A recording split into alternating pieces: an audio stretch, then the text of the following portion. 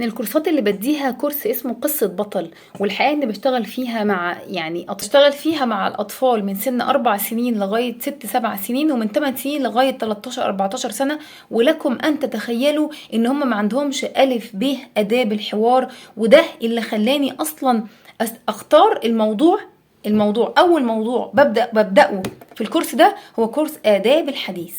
لما نيجي نتكلم وايه الكلمات اللي المفروض نقولها، لو سمحت من فضلك بعد اذنك، شكرا حضرتك، ازيك، سلام عليكم، لا اكذب، اقول الصدق، انصت، اسمع عشان افهم مش اسمع عشان ارد. وكل ده الف ب، بعلمهم الف ب آداب الحوار اللي المفروض ماما وبابا في البيت بيعملوها. فلكم ان تتخيلوا. وبعدين ماما تزعل وبابا يزعل لما يكبروا، ده قلالات الادب، ده بيتكلموا بطريقه مش كويسه. طب هم اتعلموها فين اصلا؟ حضرتك انا عايزه افاجئك ان ولادك اصلا مش عارفين يتكلموا مع بعض بشكل كويس مع اصحابهم في المدرسه. فيا جماعه ولادنا هيتعلموا من البيت الاول، وبالتالي ماما وبابا مش بيتكلموا بطريقه محترمه معاهم هم، حتى مع الاطفال نفسهم. يعني ما تقولوش مثلا لو سمحت يا فلان هات لي الحاجه، من فضلك هات لي الحاجه، بعد اذنك انا عايزه دي، من فضلك انا مش عايزه دي. لا، مفيش، هو اصلا ما اتعلمش. هو يا اما بيتزعق له، يا اما بيتضرب، يا اما بيتشتم، يا اما بيتهزق.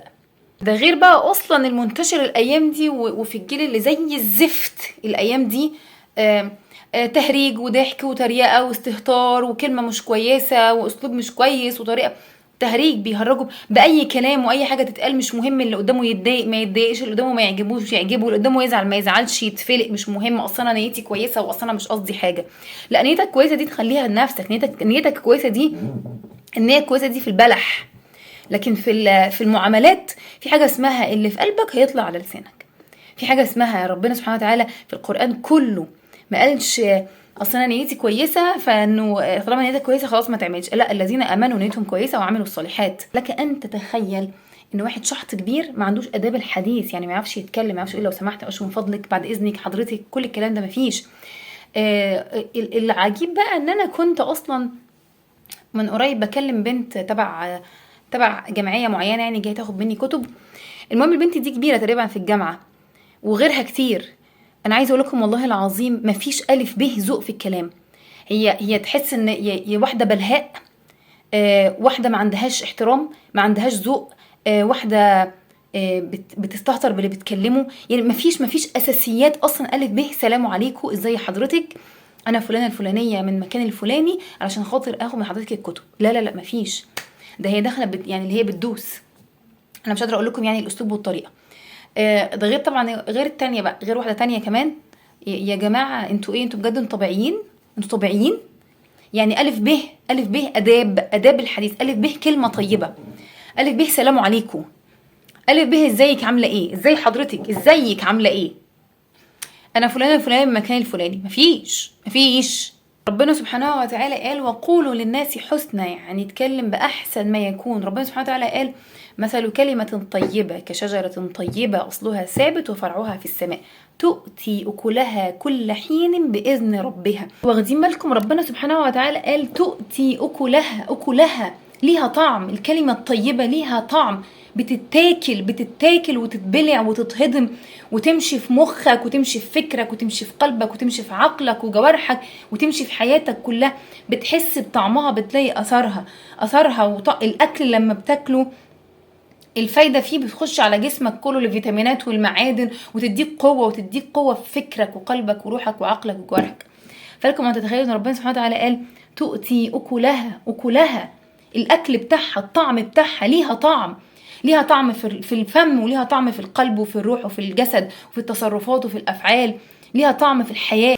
الكلمة الطيبة اللي انت بتقولها دي هتفضل تؤتي ثمارها على النفس اللي هتسمعها وعلى روحه وفكره وقلبه وعقله وجوارحه. كل ما يسمع كلمة طيبة يفضل تغذي روحه وتغذي فكره وتغذي جوارحه وتخليه يقدر يعمل وتخليه يبقى في احسن حالة، فتديله طاقة وتديله قوة وتديله دفعة وتديله حماس، تديله كل حاجة حلوة في الحياة، في فكره وقلبه وعقله وروحه وجوارحه، في فكره ومشاعره وسلوكه. وبالتالي ربنا سبحانه وتعالى قال تؤتي ثمارها كل حين، كل شوية، مش كل فترة كبيرة، كل حين، طول في أقل لحظة بتفضل تؤتي ثمارها. في كل تصرف، في كل فعل، في كل حركة هتأثر عليك في حياتك كلها.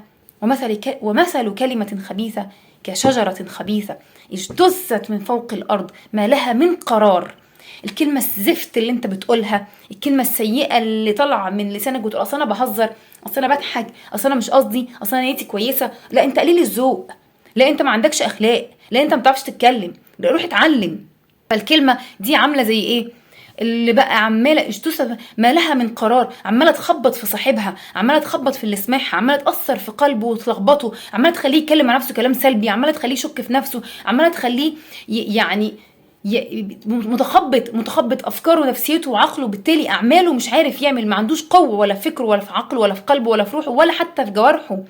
مفيش قوة في عقله، مفيش قوة في أفكاره، مفيش قوة في مشاعره، وبالتالي مفيش قوة في تصرفاته متخبطة بسبب الكلام اللي زي الزفت اللي بيسمعه منك، وبدعوة ان انت اصلا مش قصدي، اصلا انا نيتي كويسة، اصلا والله لا ده انا بس عفوي كده وبحب اهزر وهرج. بتحب تهزر وتهرج، هزر وهرج باللي يرضي ربنا، هزر وهرج واضحك وقول كلام يرضي ربنا، لان ربنا سبحانه وتعالى ما يرضاش كده. واذا كنت ما تعرفش فروح اتعلم بكل بساطة. ونيتك الكويسة دي لا تصلح العمل الفاسد، النية الصالحة لا تصلح العمل الفاسد. وبالتالي خلي بالكم من كلامكم، اختاروا ألفاظكم، خليكم ناس لطاف، خليكم ناس محترمين، خليكم ناس عندكم ذوق وعندكم شيك، اتعلموا آداب الحديث، اتعلموا آداب الحوار، اتعلموا من سيدكم النبي صلى الله عليه وسلم، يعني صلى الله على محمد صلى الله عليه وسلم. والسيرة كتير، يعني كتير فيها سيدنا النبي صلى الله عليه وسلم كان حد يكلمه كان يلتفت إليه كله كده، كله منتبه ومتوجه ليه كده، مركز معاه. سيدنا النبي صلى الله عليه وسلم كان ما بيقولش الا طيب، النبي صلى الله عليه وسلم ما كانش بيقول كلام وحش، سيدنا النبي صلى الله عليه وسلم ما كانش بيهرج ويستهزأ باصحابه، ولا يستهزأ بزوجاته، ولا يستهزأ باولاده، ولا يستهزأ ببناته، ولا يستهزأ باخواته، ولا يستهزأ باي حد في الدنيا، ولا حتى بكافر. فسيدنا النبي صلى الله عليه وسلم قدوتنا والصحابه، وكمان ربنا سبحانه وتعالى ادانا المنهج اللي نمشي عليه عشان نقدر نتعامل مع الناس. لكن هتمشي على هواك هتاخد على قفاك بكل بساطه. هتاخد على قفاك من مين بقى؟ هتاخد على قفاك من ربنا سبحانه وتعالى، هتاخد على قفاك بالسيئات اللي انت هتاخدها، هتاخد على قفاك بالذنوب والمعاصي والظلم اللي انت هتظلمه للاخر وكسر الخواطر وكل الامور دي. فخلي بالكم، خلي بالكم وتعلموا. اصل يا جماعه والله بتبقى الف ب، والله العظيم بتبقى الف ب. انا مش بكلمكم انتوا عارفين، لو مثلا مش في حد قصد مش حاجه، لا الف ب، الف ب معاملات. لو سمحت من فضلك بعد اذنك، شكرا، كتر خيرك، تسلم ايدك، جزاك الله خير. الف ب معاملات، الف ب. مش بكلمكم بقى في اللي هو بقى يعني تفاصيل جوه التفاصيل، لا ده الف ب معاملات، مفيش صفر صفر. فخلي بالكم عشان الكلمه واثر الكلمه واهميه الكلمه في حياتنا. رب كلمه مش احيت امه، مش دعوه بالامه، رب كلمه احيت انسان، عشان لما احيي انسان انا احيي امه. لكن ما اقعدش بقى نتغنى رب كلمه احيت امه وانت اصلا عمال تدمر في الانسان اللي معاك، او الناس اللي الانسان اللي معاك، الشخص الواحد اللي انت بتتعامل معاه.